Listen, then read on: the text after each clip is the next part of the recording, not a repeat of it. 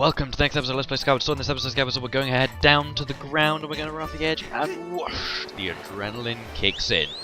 So guys, here's the plan. We're going to head down to Lanaroo since I finished everything off here. In case you're wondering why my shield looks different, I upgraded my current wooden shield and repaired it. By this point you should have all the items needed to do so.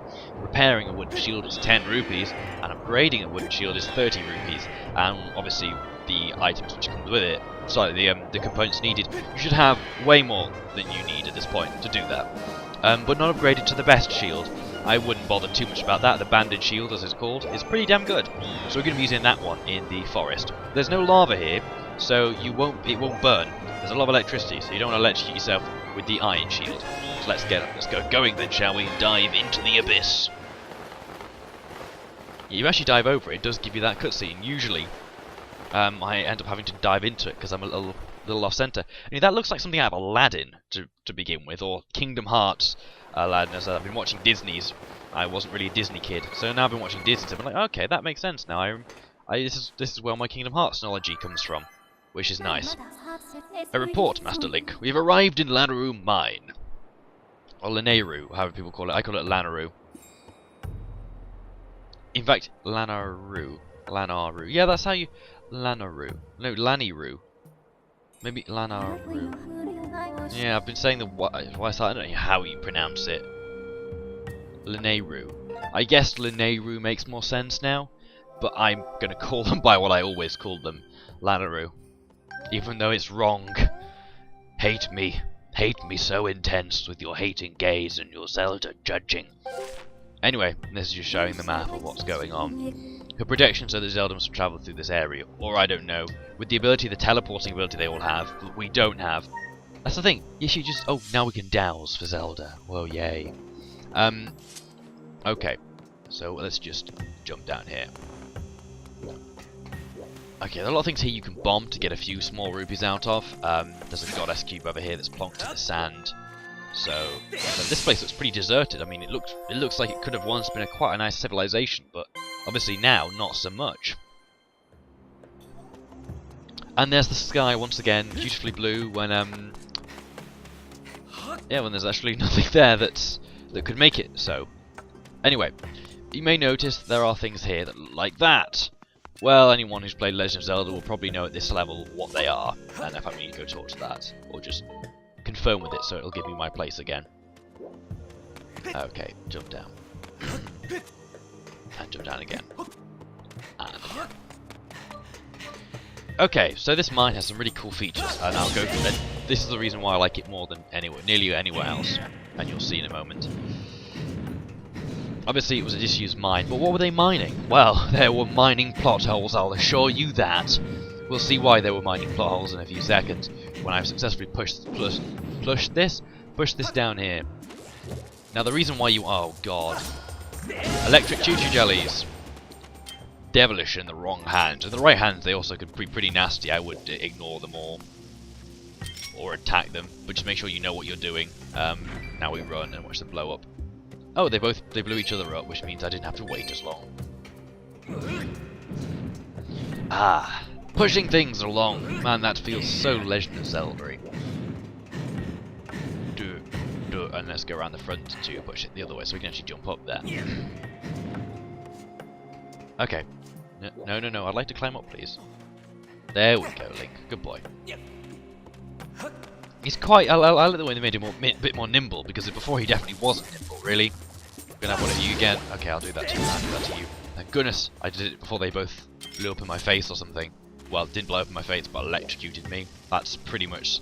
It's pretty much similar. No, don't get in there. Don't get in, Link. I want you to pull it. Or you could just not pull it equally. Either way, I don't think I'd be too worried. Okay, move. You want to push this a little out. Now, the reason will become apparent soon enough.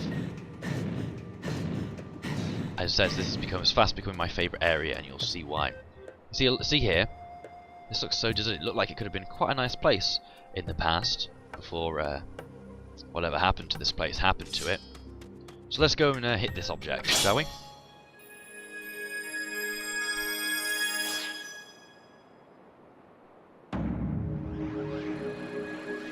It simply restores time back to the part back to when everything was worked out. And if you look at it, everything's lush and green.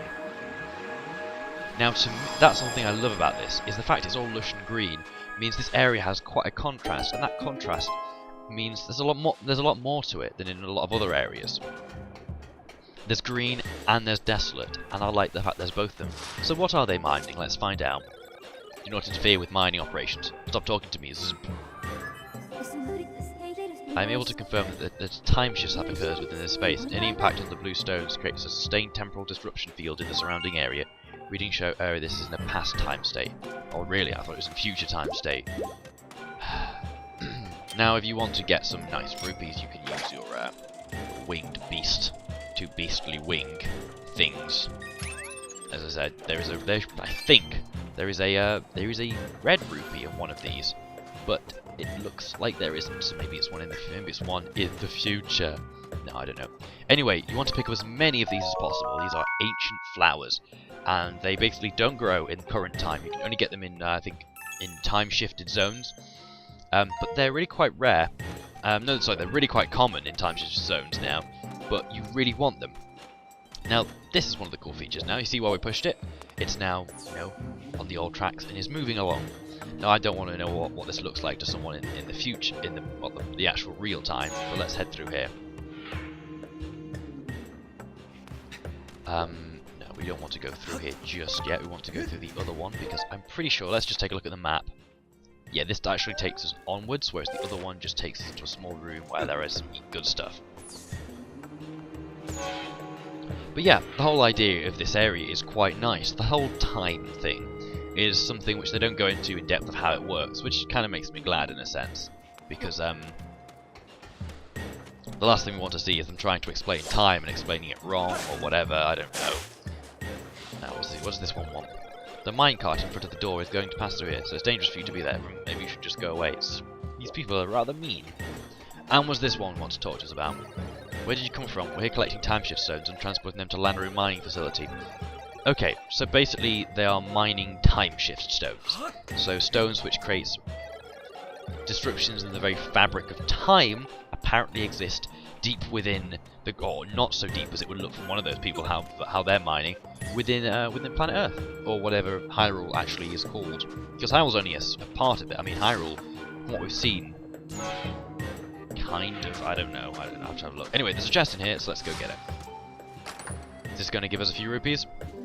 It's going to give us 20 rupees, which slightly softens the blow of losing all those stuff beforehand. Anyway, instead I'm just going to blow all these up. These will probably give us like 5 or 10 rupees. Probably not worth the bombs wasted on them.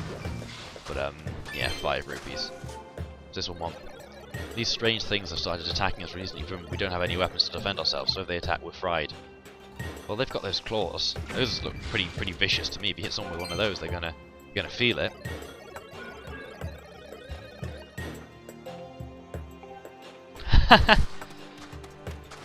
Okay. Get in, and then we go on the other cart, and we'll head all the way out. Yay! We're actually kind of making good progress in this area. In fact, we might be the end of this area before the end of the episode, which would be so nice. You know what I'm like with actually rushing through things. That's because I don't really know what I'm doing half the time, which is a real pain in the arse. And that's one thing. When I run this game in 480p, which is what I'm doing at the moment, there's a lot of I think they're called dithering lines. I'm not too sure what they are. Anyways, you can see here, these are a lot of them which have just run out of energy, and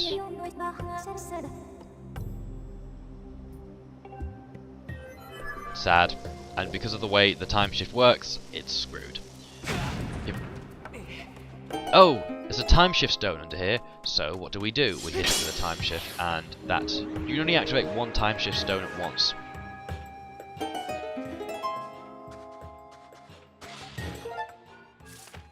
Okay.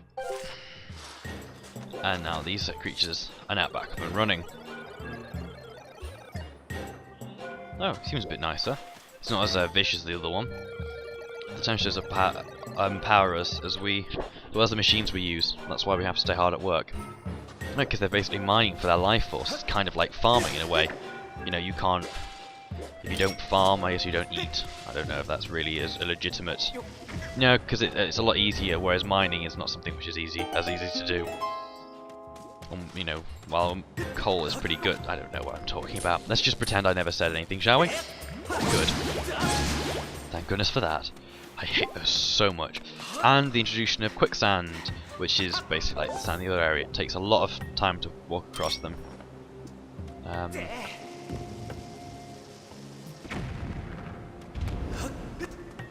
Right, okay. Just gotta make sure that you're actually gonna put them in, because now I've got no bombs. Huh. Oh well, let's hope there's no more of those.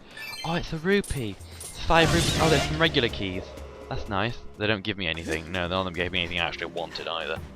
Thank you, keys. Thank you for once again being one of the most useless things possible. But the sort of contrast between the you know, a lot of the technological stuff. Oh god, it's these. Between a lot of the technological stuff and kind of where things are at this moment is pretty interesting. So let's go over here. Yay! We get some of those so we can just stun these. Oh, I forgot to pause this now, does it? It's like playing Dead Space. Nope. Oh my goodness. But you can't just do that and actually like L target it.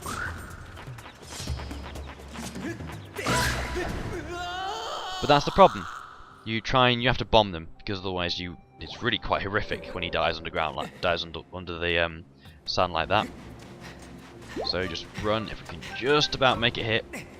There we go. Just pulls himself out. But now we're going to get attacked by these.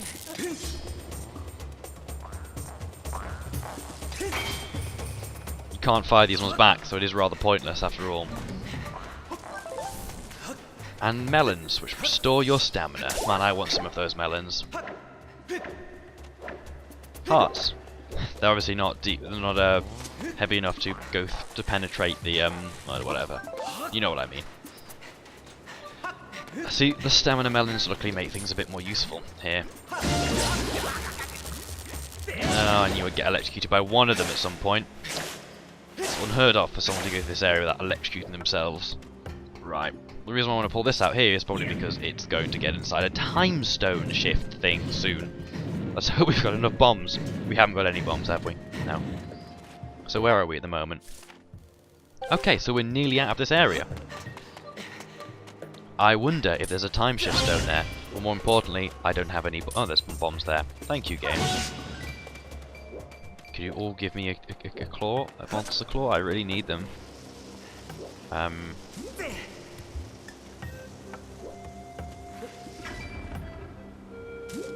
You can't go through there, so you can't run across here, so don't worry. I spent a long while thinking I couldn't go across here, and that annoyed me so much. I was such an idiot when I played this, actually, back in the day. I just got so lost with a few of them. They were quite simple ideas, and then, of course, you know, puzzles and all that sort of stuff. Okay, right, we've got enough for now. And place this, and bomb this down here as well. Right. Ow! What is it with me standing within bomb radiuses? Okay. Now, why was there a bomb over there? Well, it's simply put, because you want to try and roll a bomb all the way down here and blow this up. Now, there's a time shift stone in here. You can either fire a satchel seed, fire another bomb at it, or you can get the device to set it off. But those are obviously much less costly than anything else. And of course it unlocks one of my favourite type of plants, the Wii Motion Plus plant, known only for forcing you to use Wii Motion Plus to defeat it. Excuse me, I was hitting you, right? You dodged out of the way. How can I defend against that?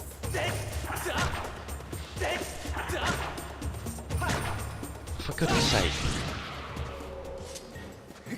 See, it's so difficult to just defeat something you thought would be quite easy. I don't see any humans around here. Are you interested in the time shift stones, Fweep? No, I'm really not interested in stones which can change the flow of time. Anyway, creep up on this, and bang! You caught one Gerudo dragonfly. Now that's interesting. Why do you find Gerudo dragonflies in Lanayru? Maybe that's because Lanayru and Gerudo are the same place. Now that's one of the things that's been going through my head recently.